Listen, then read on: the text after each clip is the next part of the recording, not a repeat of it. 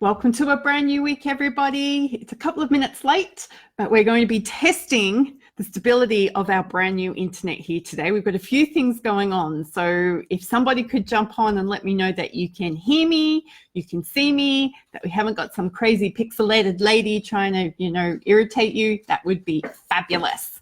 So you've all heard that's how this is private practice started, was a whole telecommunications rant over about 2 years ago. Well, we're now finished that contract with that telco, and we're trialing something a little different, which is significantly cheaper, by the way.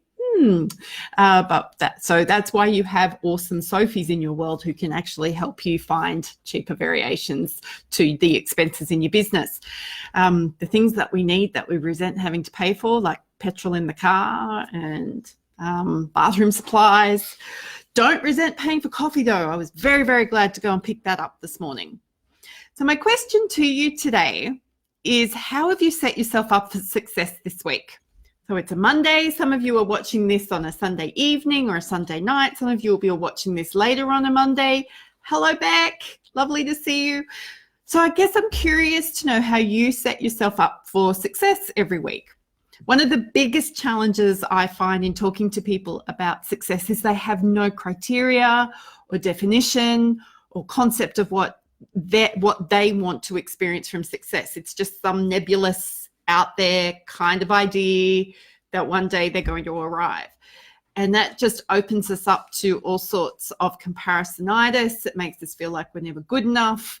And I don't know about you, but it just helps me to feel this constant sense of failure that I haven't quite achieved success. So for a really long time, I wanted to have a multi-million-dollar turnover practice, and that was going to be my definition of success. And it's not that hasn't achieved because, and I've changed my definition because I haven't achieved that. I've changed my definition, and that goal is no longer a useful way of defining success for me. So setting myself up for success every week means that I'm being taken care of. It means that I am doing the things that need to be done. Case in point, today, the awesome Sophie actually pulled me up on a task that I was completing. And she actually said to me, "Jo, I need you to stop doing that and go and focus on these reports over here. That's what I need you to do." And she was 100% right. 100% right. I got them done. I obviously need that to happen a little bit more often. But that's me setting myself up for success, is having somebody in my ear, in my corner, in my inbox, on my to-do list, talking to me every day, reminding me of where my time and energy and efforts really need to be applied. So my to-do list at the moment goes over 4 pages in my book of awesome. And I'm not going to get to them if I am fiddling around, creating graphics and doing other things that aren't really a good use of my time. So setting myself up for success also means asking the question, what is it that only I can do?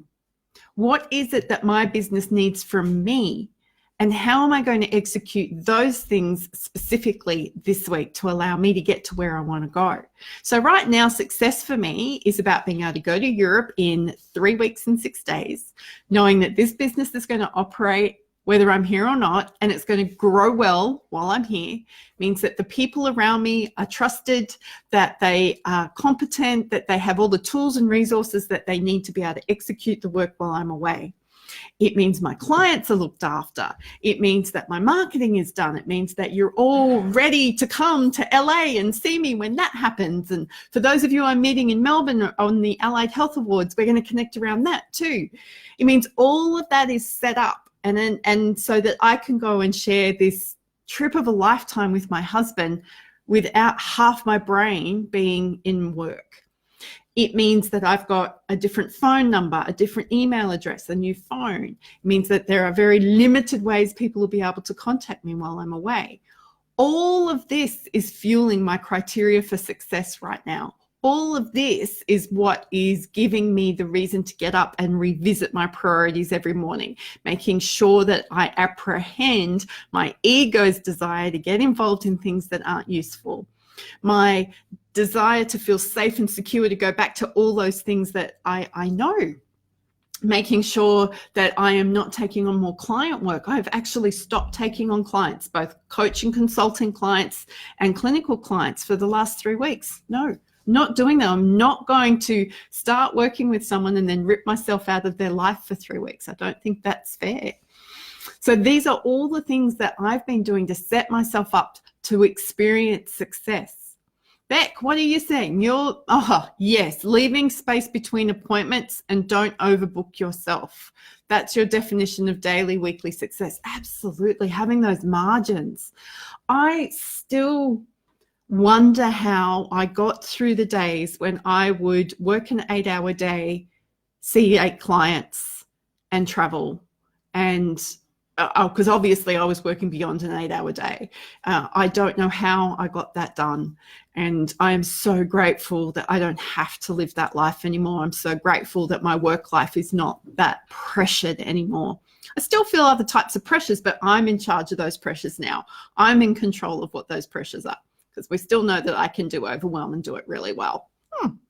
So my challenge for you all watching this video is for you to get clear about what your definition of success is. And if you need some help with that, then awesome. I have an event in October that's going to help you with that. But that's cool. I've got some resources that'll be coming out to people on my email list over the coming weeks once I've audited it all, because that's something I need to do before I go away, to help you start thinking through what does it mean to be successful, and how do you make sense of the fact that our success is sometimes because we are dealing with sick people or hurting people, and how do we make sense of values conflict when they turn up? How do we make sense of all of that stuff that we've been told that's unhelpful in our world?